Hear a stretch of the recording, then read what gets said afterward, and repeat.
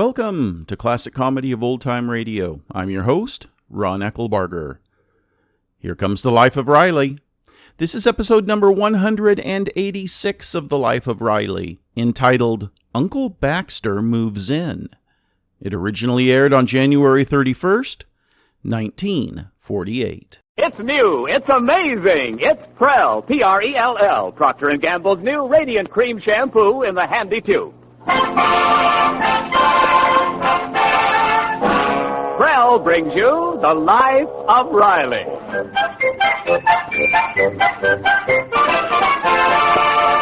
Prell, the shampoo that removes unsightly dandruff in as little as 3 minutes and leaves hair radiantly clean, radiantly lovely, presents The Life of Riley with William Bendix as Riley.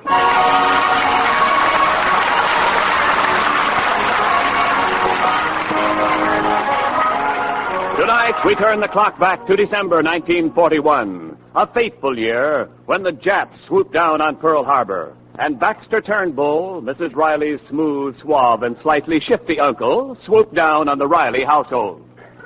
Uncle Baxter. Hail, nephew. Oh, don't move. Pray let these old eyes of mine feast upon you. You came to eat off me again. Nay, I come but for a brief and fleeting moment. The Japanese have sullied my country's flag. I go to join the regiment. A jeep will call for me within the hour. Oh. Well, Uncle Baxter, until the jeep comes, this is your home.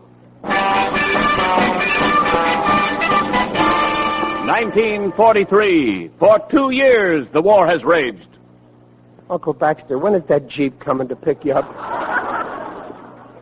Patience, me boy. Ike is saving me for the big push. Now, don't disturb me, Riley. I'm trying to decide where to open the second front. The Balkans, Italy, France. Egad, I must decide upon my jumping-off place. Please, Baxter, please, make it from this house. 1945, D-Day, and at long last, after 4 anguished years, the war is over. Riley, great news. My jeep has arrived. I go to join my regiment. Farewell. Goodbye, Baxter. It's about time you went. There, nephew. Courage. I am but a simple soldier. Ours not to reason why. Ours but to do or die. But the war is over. Yes, but the occupation, you know. Oh, yeah. Well, you'll be great at that. You've had wonderful training occupying this house for 4 years.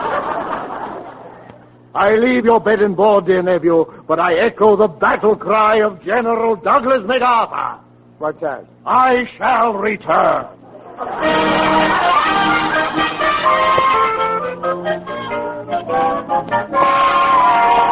And now, back to the present, 1948. Mother, did the telegram say what time Uncle Baxter's coming? No, but he should be here sometime today. Boy, I'll bet he'll have plenty to tell us.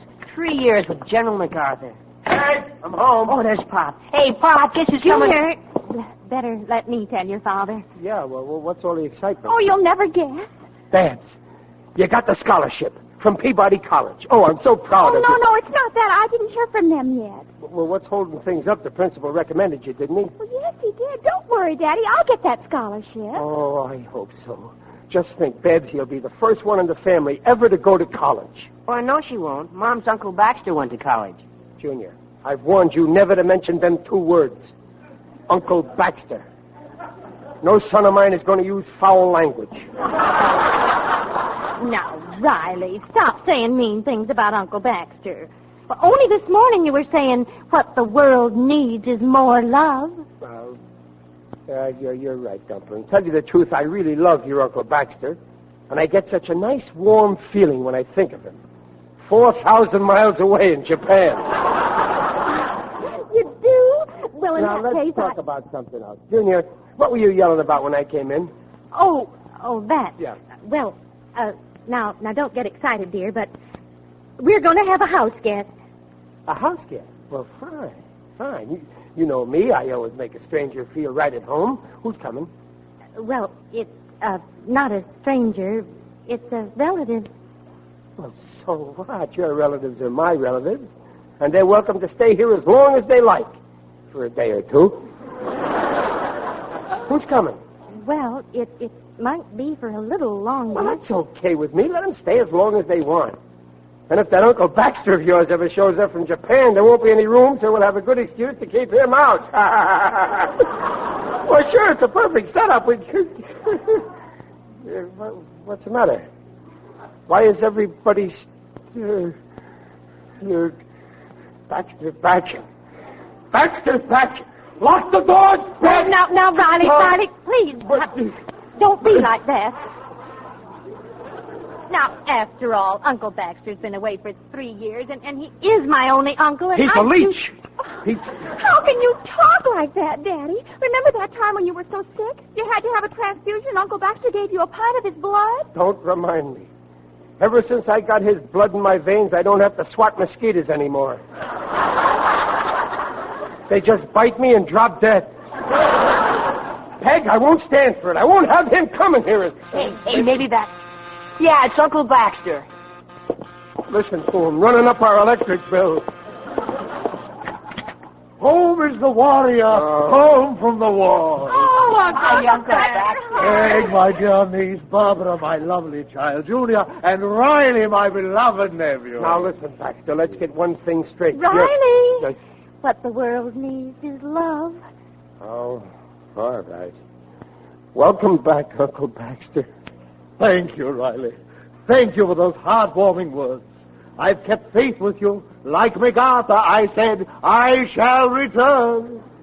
Yeah, but why did you have to return ahead of MacArthur?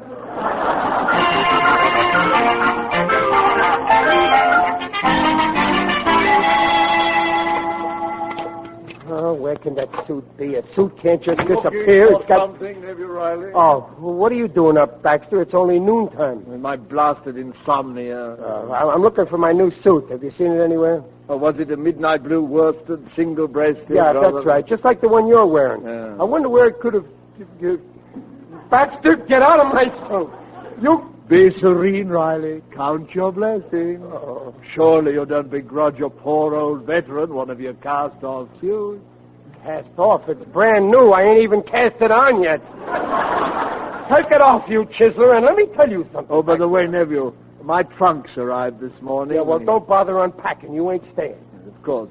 I merely opened one trunk to remove the gift I brought you from China. I don't care if you... Oh, gift? Yes.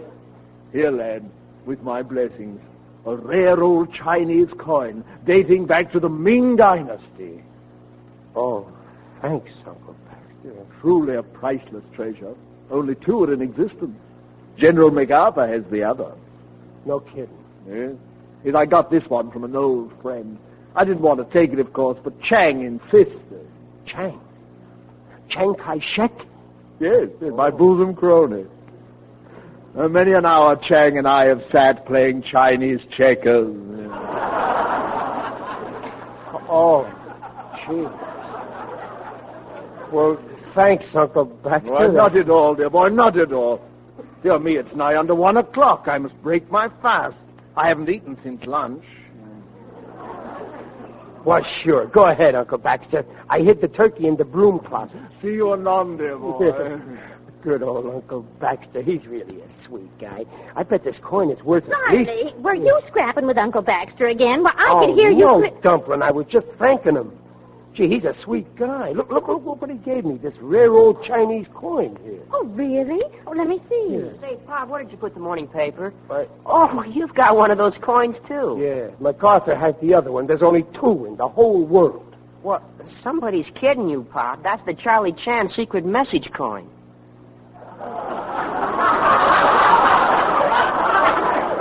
Well, sure, Pop. You won them down at the Penny Arcade in the Iron Claw machine. Well, look, I got 12 of them. Well, better sit down, dear. The blood's rushing to your face. That's Baxter's blood. Just like this coin, counterfeit. Oh, now, dear. I should have known better than to. Peg, that locust has got to go. Well, there you are, dear niece. You're leaving, Baxter, and you're taking your rare coins with you. You and your mink dinosaurs. You win them down at the Penny Arcade in the Iron Claw machine. So that's where Chang got it. Darn clever, these Chinese. Start packing, you vitamin vulture. Daddy, I got it. Oh, the scholarship badge. Yes, the principal just told You me. mean it's really set, Babs? All except the interview. Oh, what interview? Well, the dean, Mrs. Whittaker's going to drop in day after tomorrow and meet me and you and Daddy. You know, it's just a formality. Oh, yeah, nothing to it. Hold on, We'll hold on. I'm a little more familiar with the academic point of view than you are, Riley. Remember, I'm a former Rhodes Scholar. Rhodes Scholar. New name for a hitchhiker.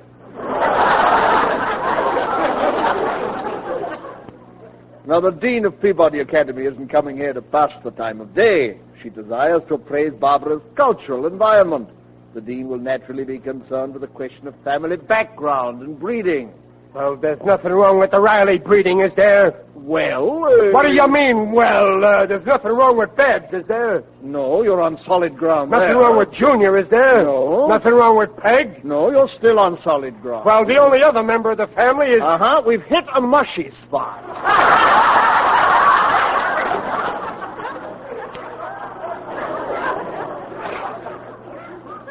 Just what do you mean by that? Why, what's wrong with Riley? He's a good citizen, a hard worker. He supports his family. Oh, yes, Peg, of course, he's salt of the earth and all that, but, well, it's a matter of background. And when this Miss Whittaker comes here... Bring on, Mrs. Whittaker. I'll match my background against hers any day. And who are you to talk about Now, background? dear, that's enough. You're a phony, Baxter, 100% phony. It's written all over your face. Phoney, phony. Now, Riley, you stop. And you're a chiseler and a four-flusher and a faker. Riley, the last man who called me that lies in an unmarked grave in the Sahara. Oh, yeah? However, the war has softened me. But this insult has left its mark. I am leaving. I'll help you pack. Let me finish.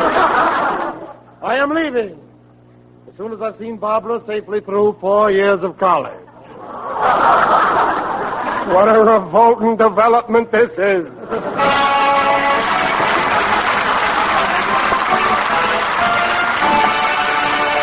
We'll hear the second act of The Life of Riley in a moment. Oh, Ken, the star of shampoos is Prell, Procter & Gamble's new Radiant Cream Shampoo in the handy tube. Right. Prell is tops for 2 reasons. First, there's a glamorous air about Prell washed hair, because Prell can't leave a dulling soap film.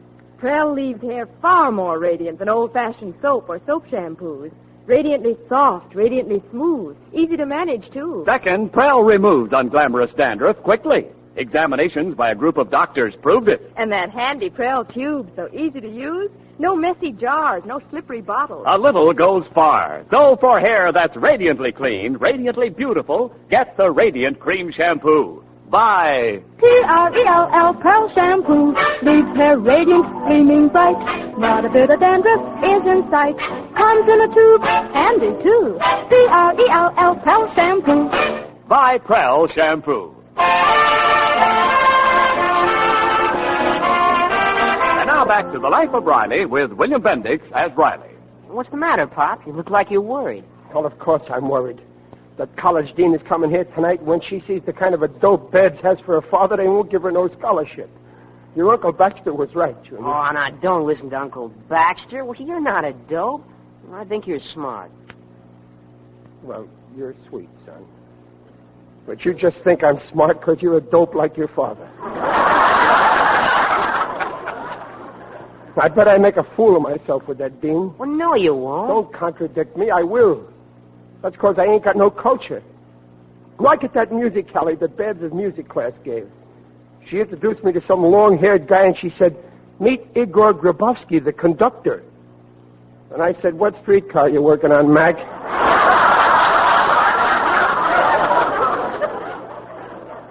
See, when I meet somebody cultured, I get scared stiff. Oh, Riley. Riley, my poor chap. Baxter, how long you been in here? Long enough to hear your touching confessional. My boy, I want to help you. You do? You really help me? Yeah. I want Babs to be proud of me. Well, the problem is a difficult one. You know the old adage, you can't make a silk purse out of a sow's ear. Try hard.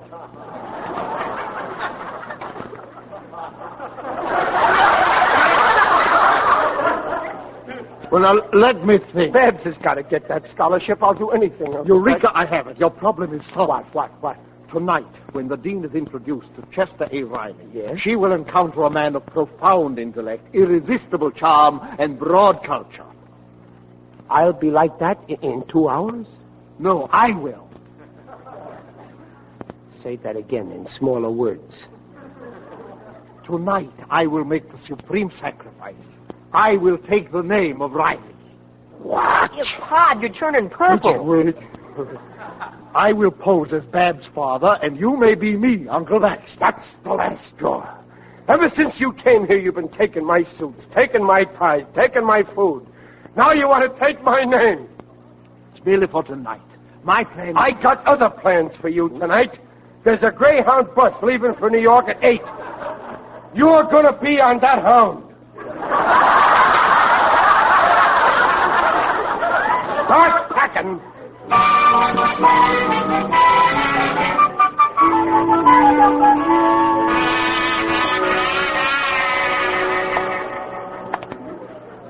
That Baxter, what a leech. Expects me to carry him the rest of his life. I ain't going to carry a guy who's able to work. That's exactly the way I feel, believe me. Who's that? It is I, Digby Odell, the friendly undertaker. Oh, I didn't see you, Digger. The street is pitch black tonight. Yes, lovely evening, isn't it? Greetings, Riley. You're looking fine. For you. Well, I don't feel fine, Digger. My wife's Uncle Baxter is back. Oh, no, that good-for-nothing loafer? Eye on him. Oh, yeah, that's right. You know Baxter. He once worked for you, didn't he? Work? He just laid around all day. I couldn't tell whether he was an employee or a customer.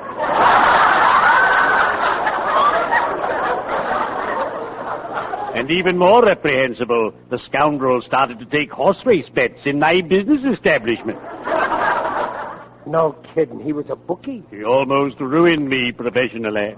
You remember the late Mr. McGillicuddy? Oh, yeah, one of your customers. One day a relative phoned and said, I'd like some information about Mr. McGillicuddy.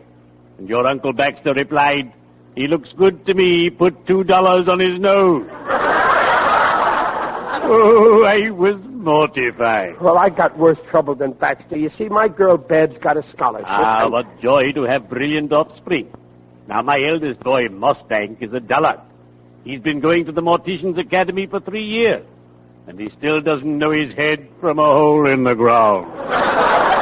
Oh, well, I'm glad about the scholarship, but I'm afraid she won't get it. The dean is going to interview me, and, well, I don't think I'll make a good impression. I'm not very clever at talking. Nonsense, Riley. You can talk magnificently. I'll put you alongside of any one of my customers. And you'll have a lot more to say than he will. Well, what I mean is I ain't got no culture like you got, did Riley, I'll make a confession. For years, I was a deadhead. But then I bought this little book, and now I'm the life of the party. Book? Let's see. How to Impress People. Bright sayings for all occasions. There are chapters on art, music, literature. I'll lend it to you. Oh, thanks, Digger. I could memorize this, and oh, boy, when I meet that dean, I'll be a sensation. Oh, Digger, how can I ever pay you back? You don't have to pay me back. Boy, I'll knock that dean dead. Riley, I repeat, you don't have to pay me back. Well, cheerio. I'd better be shoveling off.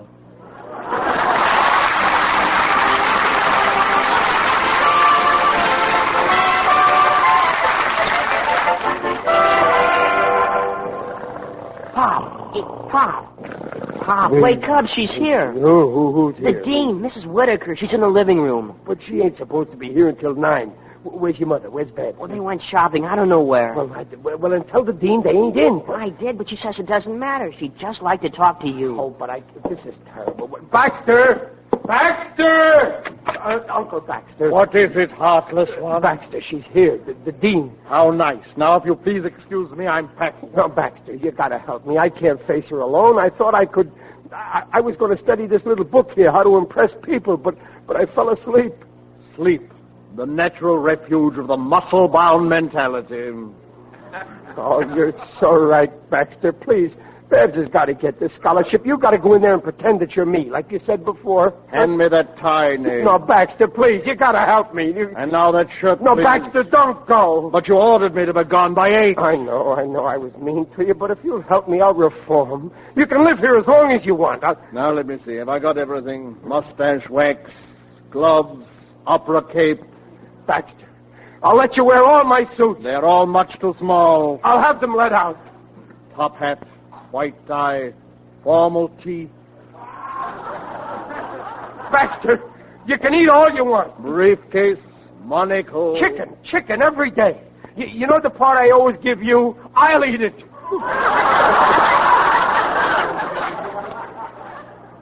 And dental floss. Yes, I am ready. Look, Baxter, look. I'm on my knees to you. Help me. Goodbye, Riley. Baxter, don't go. I'll give you an allowance. $2 a week. I'll wire you where to forward my trunk. $5. Fine. Goodbye, Riley. $10. Hello, Riley. Welcome home, Uncle Baxter. Oh, bless you, bless you. Now get up off your knees. I'm going to wear that suit. I don't want the crease through it. Oh, yeah. Now, come along. We've kept the dean waiting long enough. Yeah. Now, remember, I'm Chester Riley, and you're my Uncle Baxter. Yeah, okay, I'll remember. You're me, and I'm you. And don't talk. Well, I can't just stand there. I got to say something. Just how do you do, and that's all. All right. Well, here goes. Oh, my dear Dean Whittaker, I'm Chester Riley. How do you do, Mr. Riley? And this is my uncle, Mr. Baxter Turnbull. How do you do? How do you do? I must apologize for receiving you in this hovel. My Beverly Hills home is being redecorated. This is my Uncle Baxter's place. Oh, this is your home, Mr. Turnbull. How do you do? Tell me, Mr. Riley.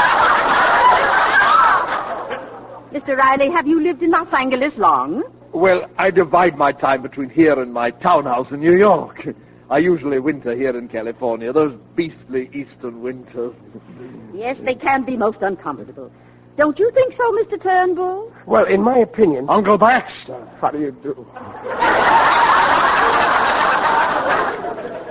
Well, you're very fortunate, Mr. Riley, having 2 homes. Beg pardon, 3. 3? Didn't I mention my old castle in Venice, Italy? Oh, I wish you could see my moat. Indeed? Yes, but I rarely stay put in any one place. Whenever the mood strikes me, I board my yacht and just loaf my way across the Mediterranean. Or I loaf my way up the Nile. Yeah, he's a great loafer. Uncle Baxter. How do you do?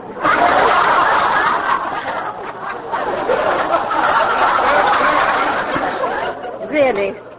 I must be running along, Mr. Riley. Oh, so soon, my dear Dean. Yes, I'm sorry. Well, goodbye, Mr. Riley. Au revoir, not goodbye. Goodbye, Mr. Turnbull. How do you do? I mean, goodbye. About Babs' scholarship, I mean, it's okay, huh? Well, we usually let you know by mail, but in this case, I think... Oh, hello. Babs. This is Babs, Mrs. Whittaker. And this is Mrs. Riley. This is Mrs. Whittaker, the dean. How do you do? How do you do, Mrs. Whittaker? I'm so sorry we weren't in when you came. Well, it's quite all right. I accomplished what I came for. Yeah, the dean was just telling us that it's okay about Babs' scholarship. Oh, but I'm afraid it isn't. Mm-hmm. You see, Peabody scholarships are awarded only to deserving girls whose parents have limited means. But since Mr. Riley has 3 homes and a yacht, will you understand? 3. But, Mrs. Whittaker... And a moat. I'm sorry, Mrs. Riley. Now, if Barbara had been the daughter of Mr. Turnbull here, why... Mr. Turnbull? How do you do? Well, I really must run. It's been grand. Good night. Good night. Well, Riley, Yeah, I you see, Baxter pretended that he was me and I was him, and... What? And that's... Of all the idiotic ideas. Yeah, and there's the idiot that done it, right? Me? What on earth are you talking about? You begged me to do it. I was about to leave. You pleaded on your knees that I stay. Never mind what I said. This time you're really going. Out! Riley, please. Out you go, Baxter. I don't care what you do to me, but when you break my poor little girl's heart, when you wreck her whole future. Look at her there with the tears streaming down her... Babs, wipe that smile off your face. But, Daddy, I don't want that scholarship. Now, look, she's hysterical from grief. I found out that school's a colossal drift. No sororities, no dances. But, Babs, and there isn't a boy within 20 miles. If I'd gotten that scholarship, you'd have made me go there. But now that I have to pay for college, I might as well go to UCLA and live. Oh, Uncle Baxter, I could kiss you. Well, as usual, my instinct was right. I sensed you didn't want that scholarship, so I saw to it that you didn't get it. Baxter, how could you... I don't care. This don't change nothing. You're still leaving. Oh, Daddy, don't be like that. Let Uncle Baxter stay. No, my head's made up. Riley, what the world needs is love. Okay. Let him stay. Oh, thank you, dear nephew. Yours is a noble soul, refusing to turn out the man who once saved your life. I know, Baxter, I know. Once you gave me a pint of your blood, and for the rest of my life, you're going to take it back drop by drop.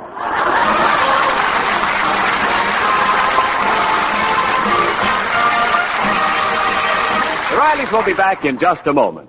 Congratulations pour in for Prell, Procter & Gamble's Radiant Cream Shampoo in the handy tube. Mrs. Frances Moran of Hasbrook Heights, New Jersey, has this to say about Prell. You're right. Prell is really the Radiant Cream Shampoo. My hair has never been so radiant, so soft and smooth. Add my name to the list of steady Prell users. Yes, one trial and you'll agree. Prell's a wonder for two reasons. First, Prell removes unsightly dandruff quickly. Second, Prell leaves hair shining with radiance. You'll sing about P-R-E-L-L, Prell Shampoo. Leaves hair radiant, gleaming bright. Not a bit of dandruff is in sight. Comes in a tube, handy too. P-R-E-L-L, Prell Shampoo.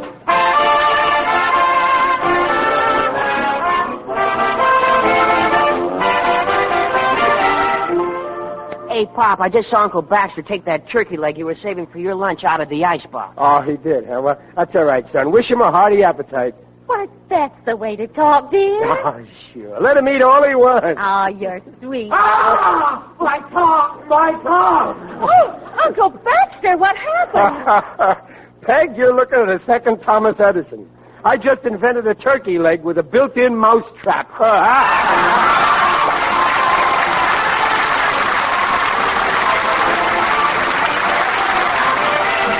Procter & Gamble invites you to join us again next week to hear The Life of Riley with William Bendix as Riley. The script is by Reuben Shipp and Alan Lipscott, with music by Lou Kozloff. Mrs. Riley is Paula Winslow. Digger Odell is John Brown. Uncle Baxter is Hans Conry.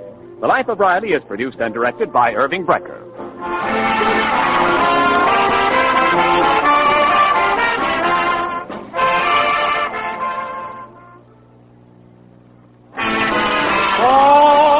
She was the Duchess' daughter, her finery looked just so. She washed them all as you water with wonderful ivory snow. Ah, wonderful ivory snow. The soap that's so kind to your hands, you just know it's kind to sheer nylons and dainty lingerie. And your hands will tell you why Ivory Snow keeps lovely washables lovely longer. Prove it. This week, wash dishes with Ivory Snow. When you see how it pampers your hands, you'll really know it's extra kind to fine fabrics. There's no other soap like it. Ivory Snow's the only soap, both ivory mild and in granulated form. Make suds instantly in lukewarm, even in cool water. Your hands will tell you why Ivory Snow keeps pretty lingerie and other nice things lovely longer. Oh, wonderful ivory snow. S-N-O-W.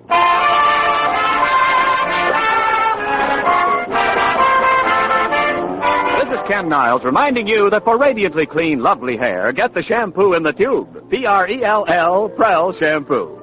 Listen again next week when Prell brings you The Life of Riley. And now stay tuned for Truth or Consequences. Good night.